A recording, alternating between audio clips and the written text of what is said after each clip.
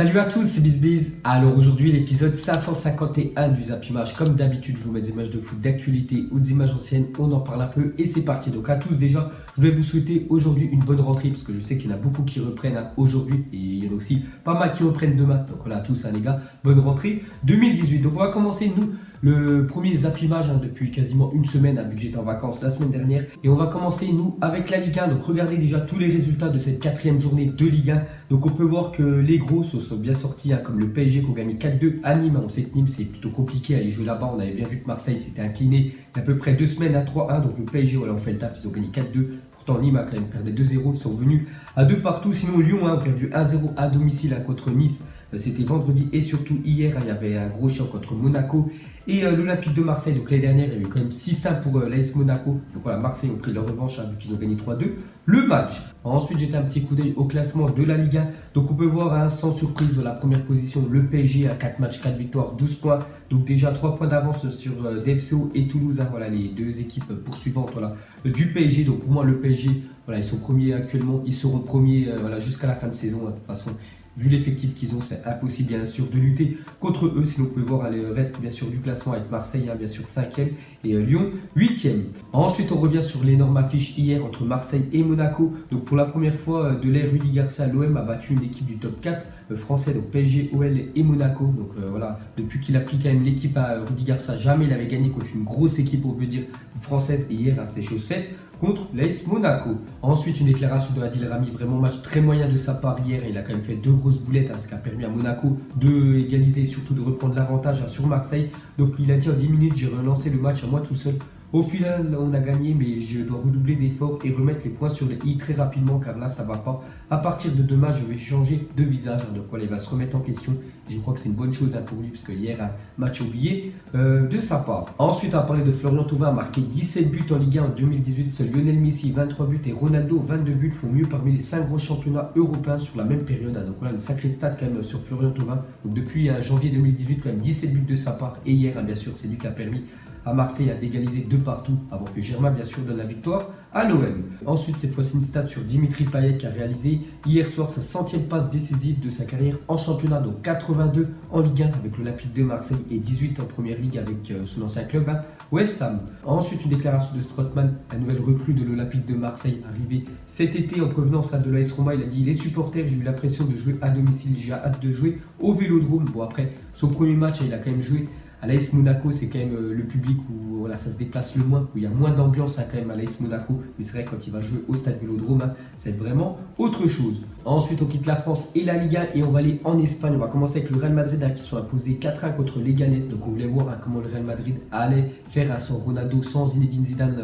en tant que coach bien sûr de cette équipe. On voit que ça va plutôt bien parce que 3 matchs, 3 victoires. Donc ils sont imposés 4-1, donc un doublé de Karim Benzema. Donc Benzema vraiment en ultra forme quand même cette année par rapport à l'année dernière. Parce qu'on peut voir que Benzema en grande forme, parce que 3 matchs, 4 buts, une petite stat quand même vraiment hallucinante par rapport à l'année dernière. Donc l'année dernière, il avait fait 32 matchs de Liga, il avait inscrit seulement 5 buts quand même Benzema en une saison, alors que là il est déjà à 4 buts en seulement 3 matchs. Donc on a quand même Benzema en ultra forme cette année.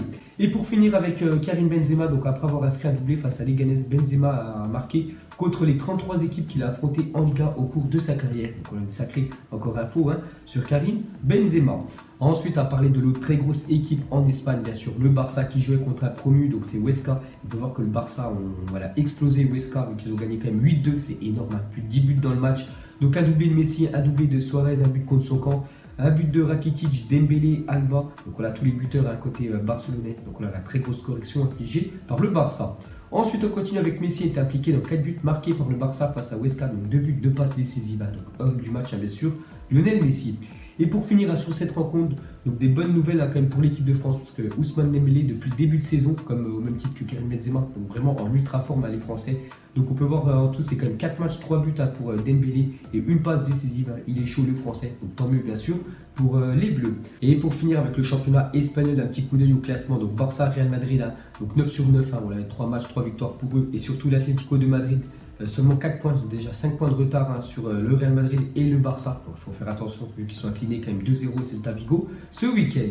Ensuite on quitte l'Espagne et direction l'Italie. On va parler du Promu Parma qui jouait contre la Juventus. C'est quand même l'équipe championne d'Italie en titre. Et la Juventus ont fait le taf parce que Mandzukic et Matuidi ont permis à la Juve de s'imposer. Et surtout 3 victoires en 3 matchs pour la Juventus. Déjà première bien sûr de la Serie A.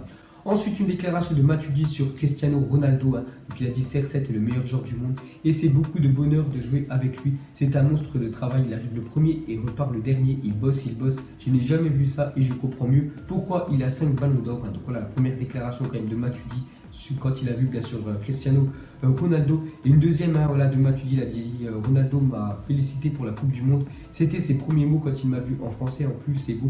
C'est le meilleur joueur du monde et c'est beaucoup de bonheur de jouer avec lui. Donc voilà les gars, Matuidi vraiment sous le charme bien sûr de CR7. Ensuite, pour continuer avec Ronaldo, donc on voit que son équipe, tout va bien pour elle, parce que la Juventus, 3 matchs, 3 victoires, c'est très bien. Mais pour Cristiano Ronaldo, là c'est un début de saison quand même plutôt compliqué, parce que voilà, 3 matchs, 0 but pour lui. On sait que lui vraiment, il va à chaque fois marquer dans les matchs. Vraiment, il a l'instinct bien sûr du buteur.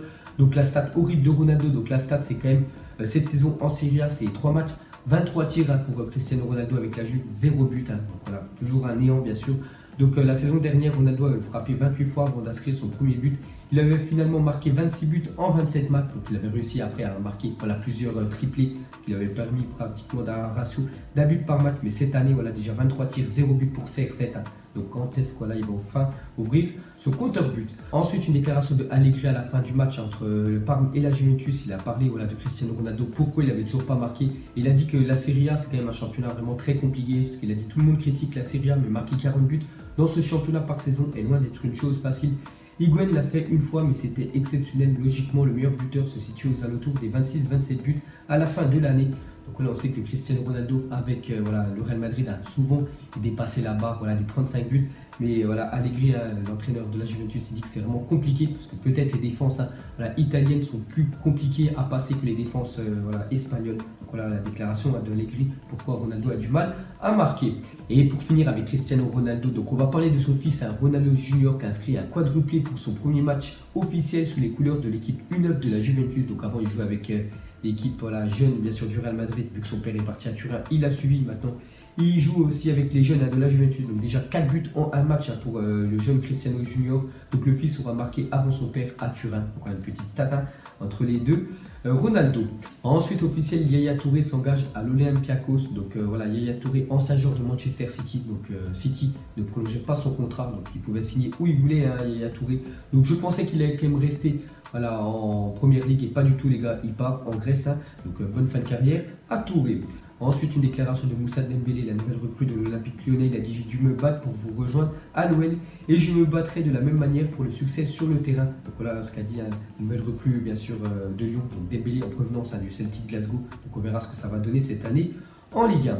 Ensuite terminé, donc Watford sont imposés ce week-end contre Tottenham 2-1, donc 4e victoire en autant de matchs pour Watford qui poursuit son incroyable début de saison en venant à bout de Tottenham. Donc encore plus, je crois qu'ils perdaient 1-0. Ils ont réussi au mental à gagner ce match 2-1, donc première défaite pour Tottenham. Donc Watford, les gars, surprenant en première ligue.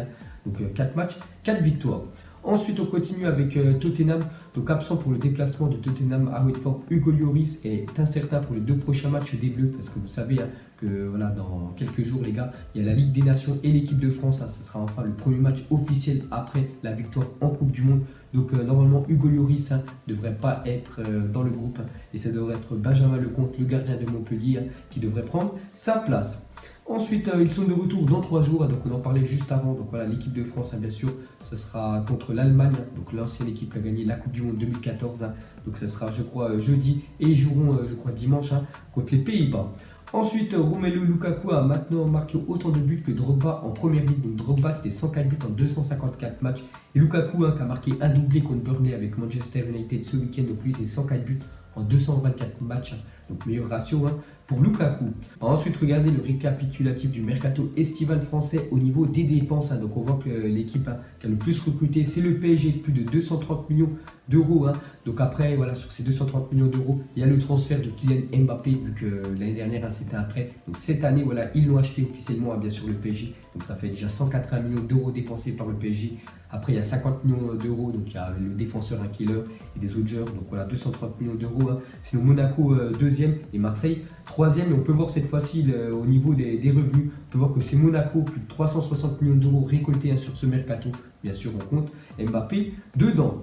Ensuite, une petite stat, hein, sur Franck Ribéry. Donc, depuis hier, Ribéry détient le meilleur ratio victoire, nombre de matchs joués de l'histoire du Bayern Munich avec 184 victoires pour 254 matchs de Bundesliga. Donc déjà, ils sont imposés 3-0 à le Bayern ce week-end.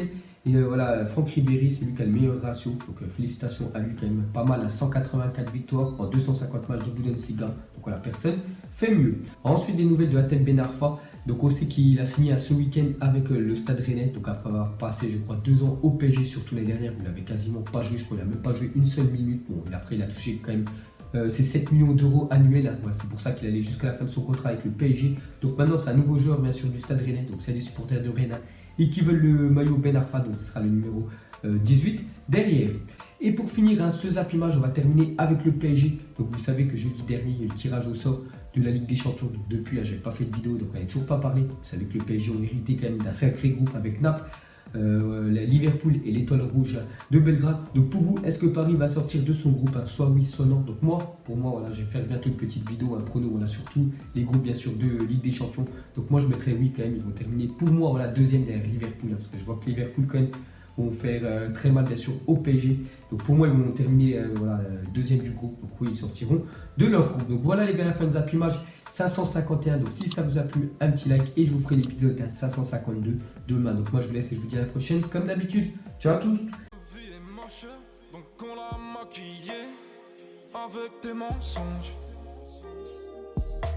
Et que son âme est moche, plus qu'à la maquiller avec des mensonges. Je sais pas ce qui se passe dans ma tête. Parfois, je voudrais sauver la terre. Parfois, je voudrais la voir brûler. Ça va pas trop, je roule un terre. Trop de haine pour 9 mètres carrés. Tristesse, faut pas.